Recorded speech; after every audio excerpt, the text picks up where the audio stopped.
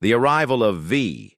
The night sky over the human colony world of Epsilon Prime was unusually quiet. Normally, the defense satellites hummed with their bright blue trails, scanning for any signs of trouble. But tonight, silence ruled. Farmers worked late under the pale twin moons, unaware that something was moving beyond the stars. In the capital city of Nova Spire, a young technician named Elian Cross leaned back in his chair at the orbital control center. He had pulled countless night shifts before, but tonight something felt different. A static pulse flickered across his screen. At first, he thought it was just dust on the sensors, but then the pattern repeated, sharp, deliberate, almost like a heartbeat. "Signal anomaly?" he whispered, leaning closer. Before he could run a diagnostic, the signal grew louder. The lights above him flickered, the entire station shaking as if a storm had passed through space itself. His fellow officers rushed to their posts, alarms blaring red across every screen. But no asteroid, no enemy fleet, and no familiar threat appeared. Instead, a single ship emerged from the darkness. It was not like any ship humans had cataloged before. Its hull was dark, almost like liquid metal bending light around it. The ship bore only one strange symbol, etched in fire. V. Elian felt a chill run through his veins. The defense grid locked onto the craft, but every missile system went offline in an instant. It was as if the ship had simply whispered to the machines, and they obeyed. Panic spread through the command deck. "What is it?" one officer cried. "Who sent it?" another demanded. No one had an answer. The ship hovered silently, casting its shadow over the entire city below. People gathered in the streets, pointing at the sky. Fear mixed with awe. Children clutched their mothers. Soldiers tightened their grips on their rifles, though they knew bullets would be useless against something that had disabled an entire planetary defense system with a thought. Then, a voice filled every mind at once. It was not spoken through speakers nor transmitted through airwaves. It was inside them. "I am V. I did not come to conquer. I came to test." The words shook Elian to his core. Humanity had fought aliens before. They had resisted invasions, survived plagues, and endured wars across galaxies. But never had they faced something that spoke directly to their souls. Screens across the planet lit up on their own, showing a single countdown, 7 days. Elian's commander turned pale. "A test? Of what?" the voice answered. Calm, yet cold. "A test of humanity itself. Pass and rise beyond your limits, fail and vanish forever." And just like that, the ship remained in orbit, silent but watching. People fell to their knees in prayer, leaders scrambled for answers, and Elian felt a strange fire awaken inside his chest. Something told him that this was not just an alien visitor. This was a challenge meant for the entire species, and somehow, he knew. He was already part of it. Humanity reacts. The moment the countdown appeared on every screen, the world of Epsilon Prime erupted in chaos. Streets once filled with laughter now rang with fear and confusion. People huddled in groups, whispering about ancient prophecies, alien legends, and the possibility of the world ending in just 7 days. In Nova Spire's High Council Hall, the leaders of humanity gathered. Generals, scientists, governors, and even spiritual figures sat around a long obsidian table, faces pale under the blue glow of the countdown timer displayed on the wall. Every second ticked louder than the last. General Kalen slammed his fist on the table. "We should attack that ship. If it can disable our defenses, then it is a threat. Threats must be destroyed before they destroy us." Dr. Myra Solon, chief scientist, shook her head. "You saw what it did. Our satellites shut down as if they obeyed its will. Our missiles are blind. Attacking would be suicide." The room fell silent. For the first time in centuries, humanity, so proud, so strong, felt utterly powerless. Meanwhile, in the crowded streets, ordinary people argued, cried, and prayed. Some believed V was a god who had come to judge them. Others claimed it was a machine, built by a civilization far older and stronger than their own. Children asked their parents if the sun would still rise tomorrow.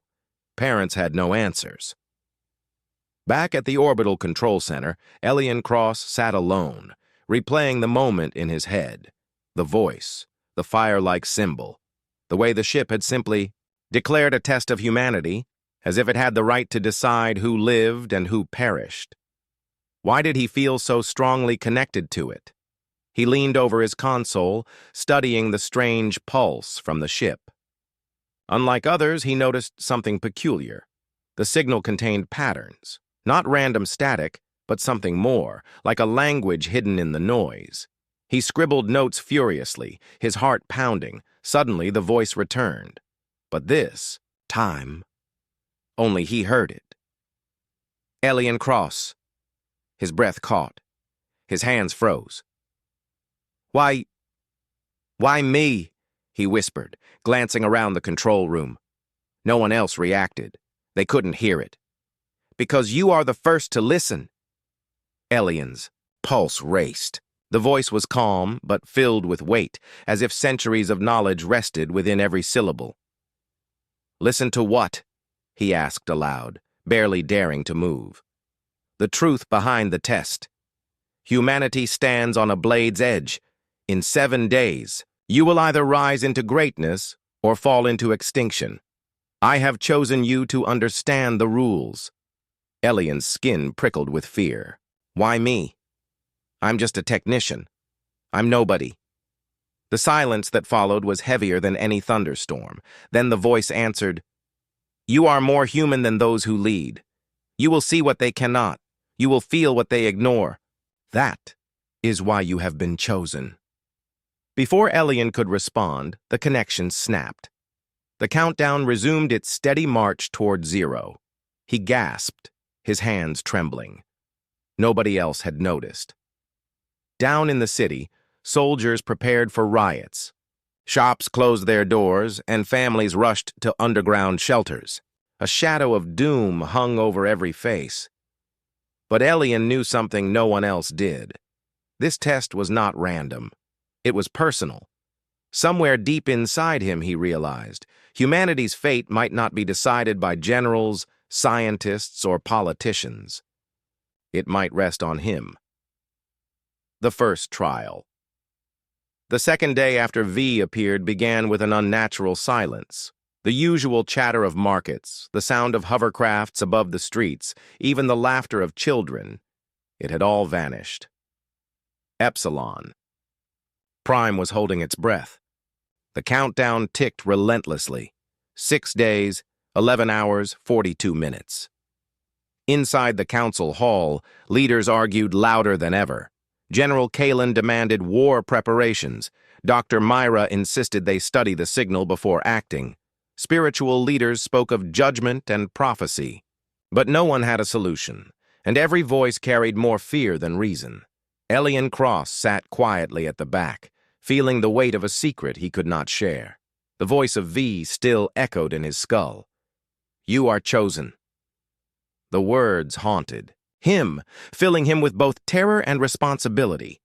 How could a lowly technician carry the burden of humanity's future? Suddenly, alarms screamed through the city. A holographic projection shimmered in the sky above every street and home. The dark ship hovered in orbit, but now its symbol of fire, the V mark, burned across the heavens. People froze as the same voice from before thundered in their minds. Humanity. The first trial begins now. A cold wind swept through the capital as if the air itself responded to the voice.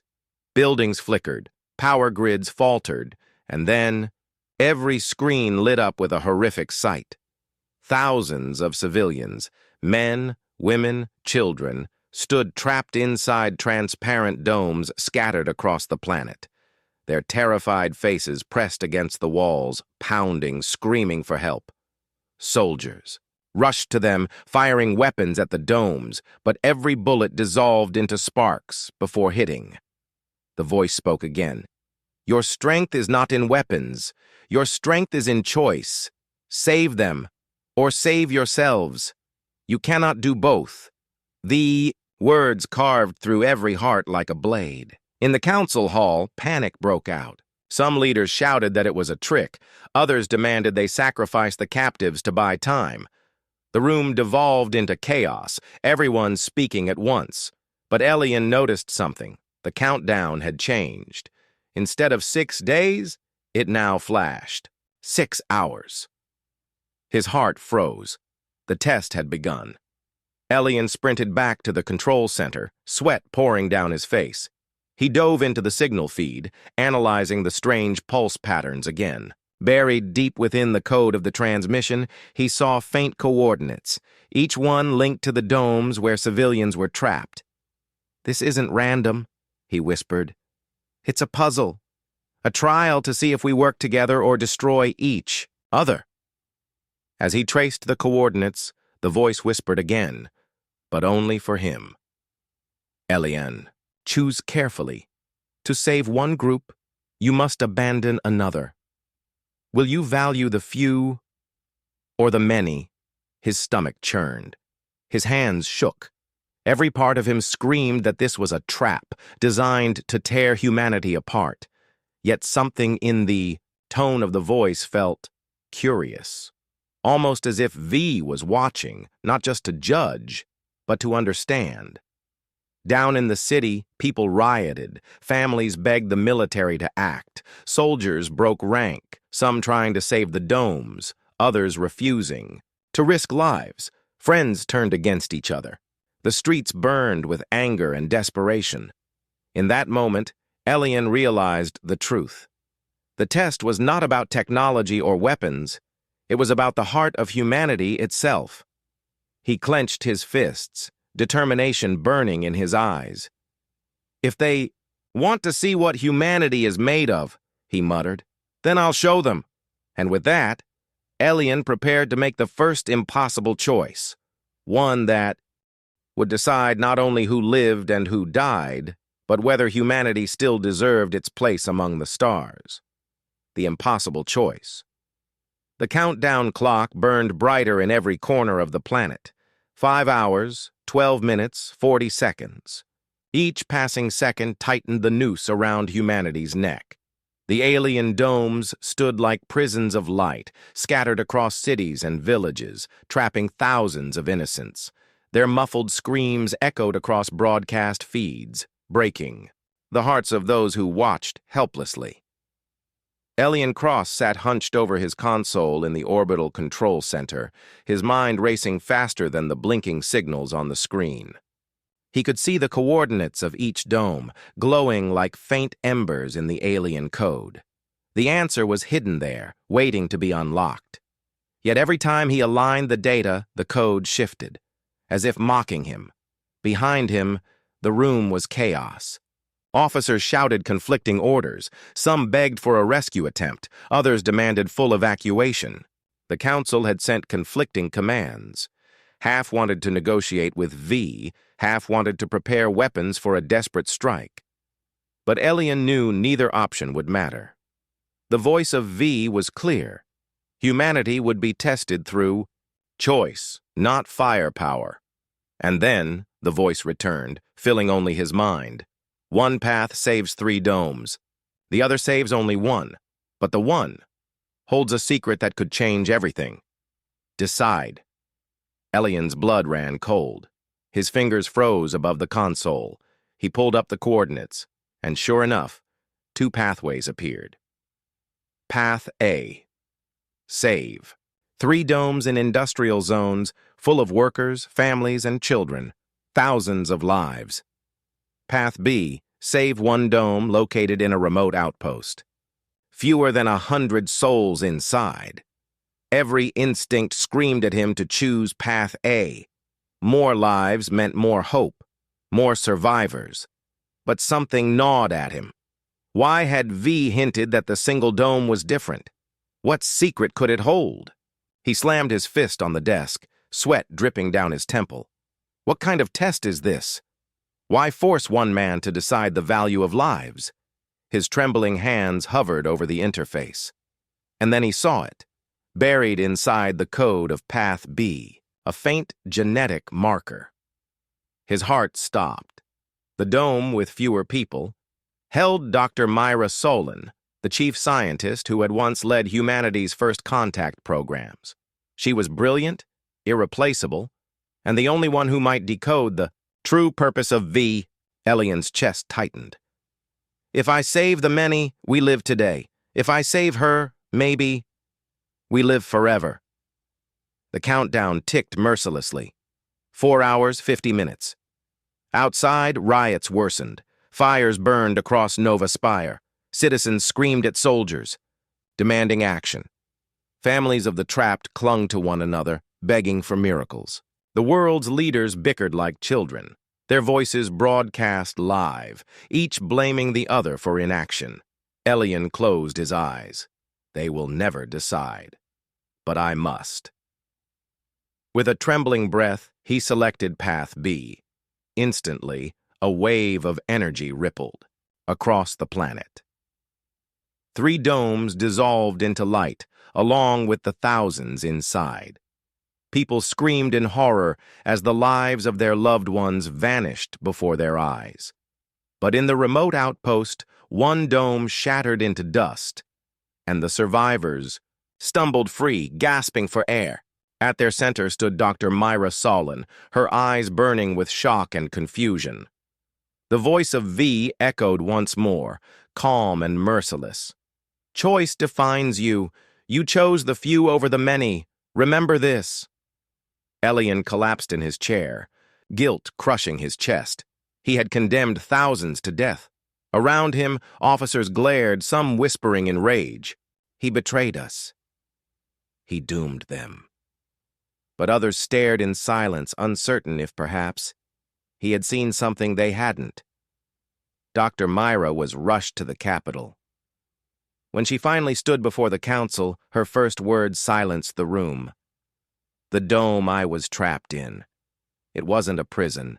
It was a laboratory. They were studying us, watching us, and they wanted me alive. Gasps filled the chamber. Suddenly, Elian's choice no longer seemed reckless. It seemed deliberate. Perhaps humanity's survival depended not on numbers, but on knowledge. But before anyone could speak further, the countdown shifted again. The glowing numbers flickered to a new time. 3 days, 0 hours. The first trial had ended. The next was coming. Elian's heart sank. He had passed the first test, but at a cost that would haunt him forever. The second trial, the world was still mourning. Entire cities had fallen into silence after the loss of thousands in the first trial. Streets were littered with candles, memorials, and cries of grief. Mothers wept for children who had vanished in a flash of light. Fathers stood in broken silence, fists clenched against the sky. Elian Cross carried that grief like a stone on his chest. Every time he closed his eyes, he saw the faces of those he had doomed, yet the haunting words of V echoed again and again. Choice defines you. In the High Council Hall, Dr. Myra Solon stood before the leaders, her face pale but her voice steady. They didn't just trap us in those domes, she explained, her tone trembling with both awe and terror. They studied us. The walls were filled with scanners, energy waves, even probes that monitored every heartbeat. They want to see how we think, how we react, how we break. The room fell quiet. Even the most hardened generals shifted uncomfortably. Humanity was not just being tested. They were being dissected, soul by soul. Suddenly, the sky split open. Clouds swirled like whirlpools, and the colossal ship of V pulsed with light. The fire symbol burned brighter than ever, painting the heavens red. A voice thundered across every city, every mind. The first trial tested your compassion. Now comes the second. Truth. Every screen lit up again, but this time there were no domes, no captives. Instead, there were secrets. Thousands of holograms appeared across the planet, exposing hidden files, encrypted transmissions, and buried lies. Politicians' corruption, military cover-ups, scientific experiments once thought destroyed.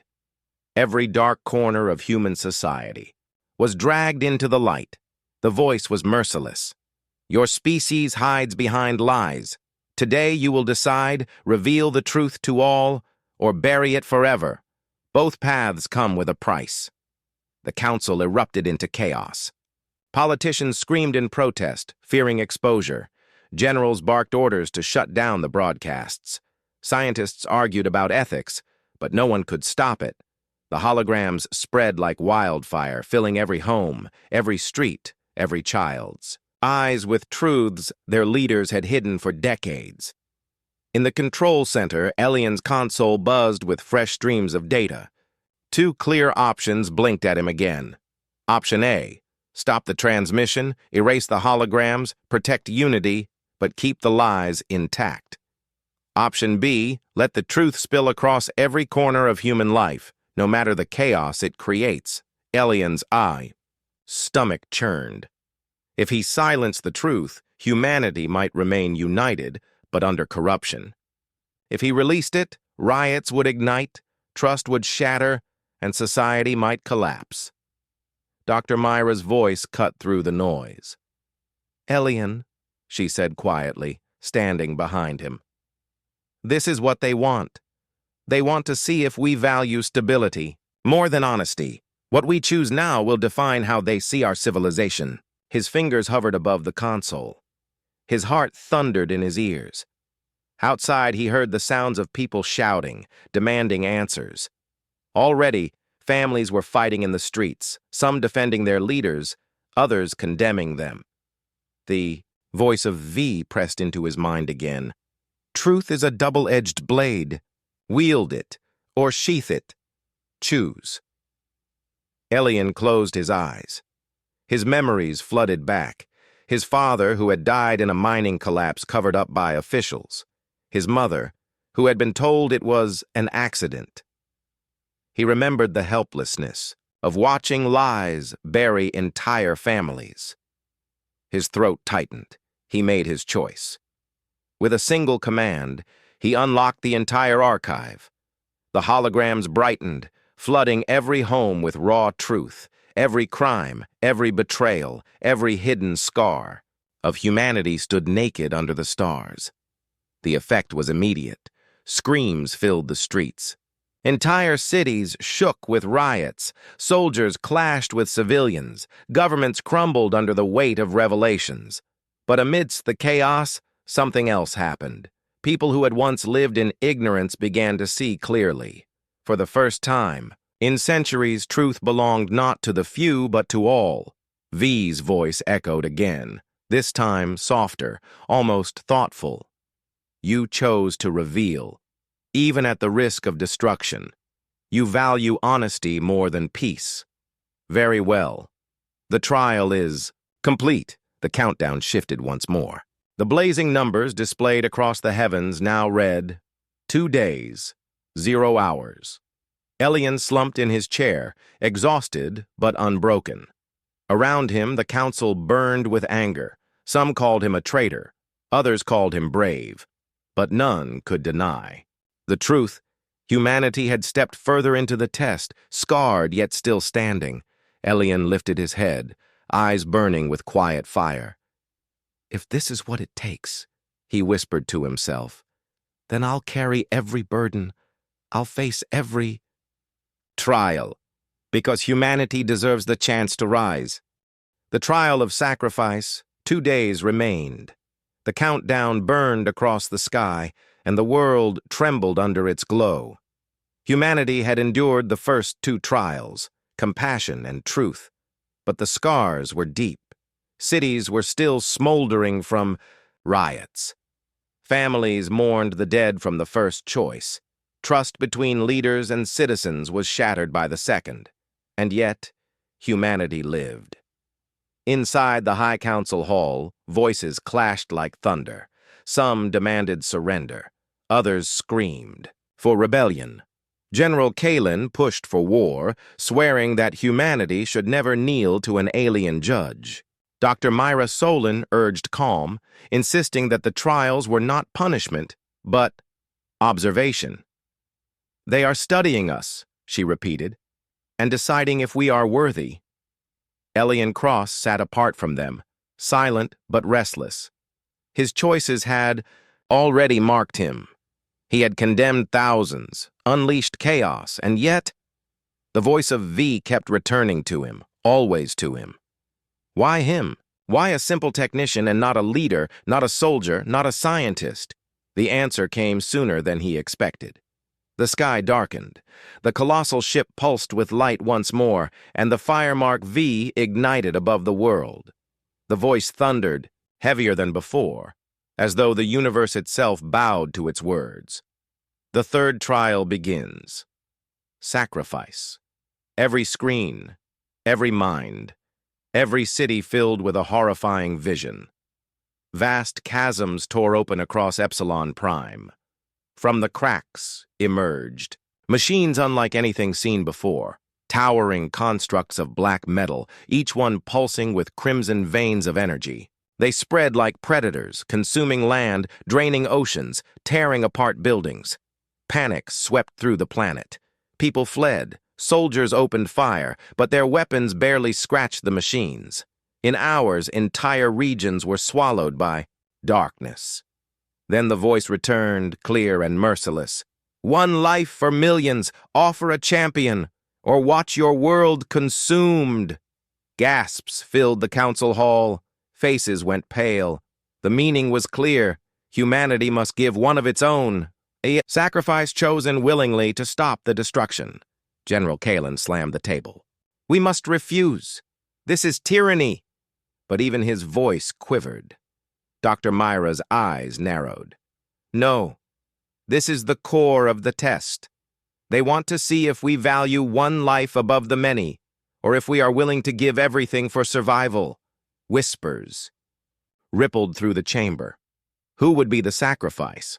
Who would step forward? Some shouted for volunteers, others argued that criminals should be forced. The debate grew ugly, voices filled with fear and desperation, and then the voice of V whispered directly into Elian's mind. "You already know, Elian. It must be you." His breath caught, his chest tightened. "Me? Why me?" He staggered, back, gripping the console for support. Images flashed before his eyes, the faces of those he had failed, the truth he had unleashed, the chaos his choices had caused. Had it all been leading to this moment? Dr. Myra noticed his trembling. "Elian, what is it?" she asked softly. He met her gaze, eyes heavy with sorrow. "It's me. They want me." The room erupted. Council members shouted in disbelief. Some called him a liar, others demanded proof. But even as they argued, the alien machines advanced, crushing cities into dust. The world's time was running out. Elian stood tall, his voice steady despite the storm in his heart. This test isn't about strength. It's about humanity's spirit. If one life can save millions, then maybe that's the point. Dr. Myra shook her head, tears glistening in her eyes. "No, you've carried too much already. There must be another way." But Elian only smiled faintly, a tired but resolute smile. "If this is the price, then let it be me." As he spoke the words, the ship of V pulsed with blinding light. The machines halted, frozen mid-destruction. A beam of fire descended from the heavens, wrapping Elian in its glow. His body lifted from the floor, weightless, as the council shouted his name in shock and horror. The last thing he heard before the light consumed him was the voice of V. Humanity's sacrifice is accepted, but the trial is not over. And then Elian vanished into the ship. The world fell silent. The countdown reset again. 12 hours left. The last trial, Elian's body rose into the blinding beam, and then darkness. For a moment, he felt nothing. No sound, no air, no ground beneath his feet. Just an endless void. His heartbeat thundered in his chest, the only reminder that he was still alive.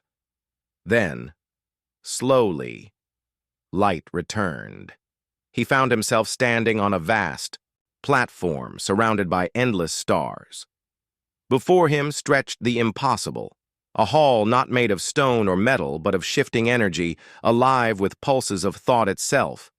Towers of light rose and bent like living beings, watching him with unseen eyes, and at the center stood a single figure.